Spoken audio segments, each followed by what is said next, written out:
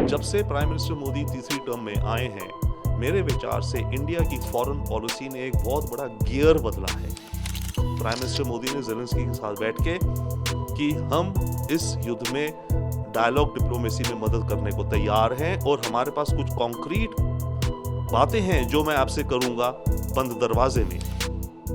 रूस यूक्रेन युद्ध को रुकवाने के लिए दुनिया के तमाम देश भारतीय प्रधानमंत्री नरेंद्र मोदी की ओर उम्मीद भरी निगाहों से देख रहे हैं। पीएम मोदी खुद भी इसको लेकर कई बार अपना नजरिया साफ कर चुके हैं और शांतिपूर्ण समाधान की पैरवी कर चुके हैं। इस बीच खबर सामने आई है कि देश के राष्ट्रीय सुरक्षा सलाहकार अजित डोभाल रूस यूक्रेन युद्ध के समाधान पर बातचीत के लिए रूस जाएंगे। ऐसे में रक्षा विशेषज्ञ रविंद्र सचदेव ने क्या कुछ जानकारी दी, आपको सुनवाते हैं। एनएसए डोभाल जो मॉस्को जा रहे हैं, अव्वल तो ये जा रहे हैं, वहां पर मीटिंग है ब्रिक्स के नेशनल सिक्योरिटी एडवाइजर्स की, ब्रिक्स के 10 देशों की। परंतु मेरे विचार से उस मीटिंग से ज्यादा महत्व होगा डोभाल साहब की जो मीटिंग होगी रशिया के एनएसए के साथ और हो सकता है पुतिन के साथ भी। पॉइंट इज, जब से प्राइम मिनिस्टर मोदी तीसरी टर्म में आए हैं, मेरे विचार से इंडिया की फॉरेन पॉलिसी ने एक बहुत बड़ा गियर बदला है। और उस गियर जो हमने बदला है उसमें यह है कि हम रशिया और यूक्रेन जो कॉन्फ्लिक्ट है इसमें एक प्रोएक्टिव रोल प्ले करेंगे अगर सारे पार्टनर्स हमें इनवाइट करते हैं तो। और इस बात को हमने डंके की चोट पे कह दिया है प्राइम मिनिस्टर मोदी ने ज़ेलेंस्की के साथ बैठ के कि हम इस युद्ध में डायलॉग डिप्लोमेसी में मदद करने को तैयार हैं और हमारे पास कुछ कॉन्क्रीट बातें हैं जो मैं आपसे करूंगा बंद दरवाजे में। तो इंडिया ने अपनी फॉरेन पॉलिसी की गियर बदल ली है, दैट इज वन। अब उसी कड़ी में आगे कदम भी तो बढ़ेंगे।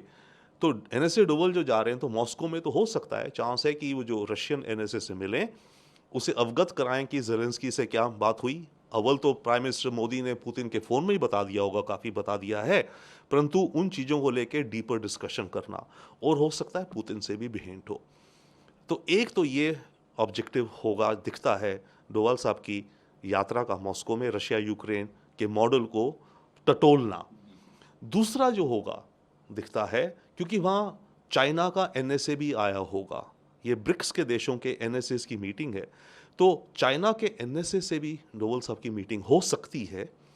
और उस मीटिंग का मेरे ख्याल से मुद्दा ये हो सकता है कि आने वाले अक्टूबर में जो ब्रिक्स की लीडर्स की समिट होगी रशिया में कजान में, वहाँ पे शी जिनपिंग भी आएंगे, शायद मोदी जी भी आएंगे शायद।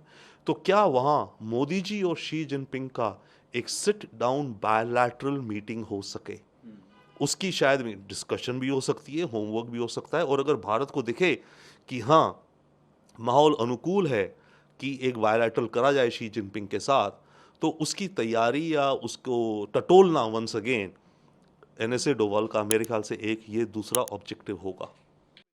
नेटो और अमेरिका अजीत डोभाल की इस विजिट को काफ़ी इंटरेस्ट से देखेंगे।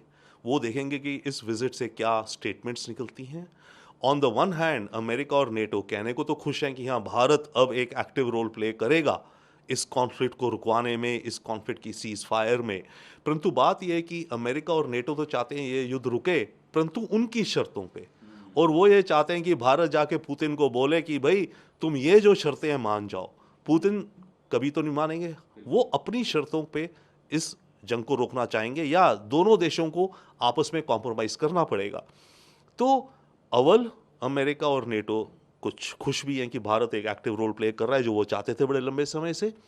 परंतु दूसरी बात ये भी है कि वो थोड़ा थ्रेटेंड भी फील करेंगे, उन्हें थोड़ा खतरा भी दिखता है, क्योंकि अगर भारत का रोल बड़ा हो गया इस कॉन्फ्लिक्ट को रिजॉल्व करवाने में, तो अब तक तो ये अमेरिका और वेस्टर्न कंट्रीज की चौधरीगिरी होती थी, कहीं बड़े जो युद्ध हो रहे हैं उनको रुकवाने में वो मध्यस्थता करते थे, अमेरिका, स्विट्जरलैंड, नॉर्वे इत्यादि, राइट। अब यहाँ पर पुतिन भी कह रहे हैं कि भारत जैसा देश, एंड उन्होंने चाइना भी कहा, ये युद्ध रुकवा सकते हैं। तो ये दोनों देश, भारत और चाइना, एशिया के देश हैं। तो पुतिन इंडिकेट कर रहे हैं कि दुनिया का पावर सेंटर शिफ्ट हो रहा है टुवर्ड्स एशिया, और एशिया में मेरे जो अच्छे दोस्त हैं वो इस युद्ध को रुकवाने में मदद कर सकते हैं। इसके चलते वेस्ट को थोड़ी परेशानी भी होगी।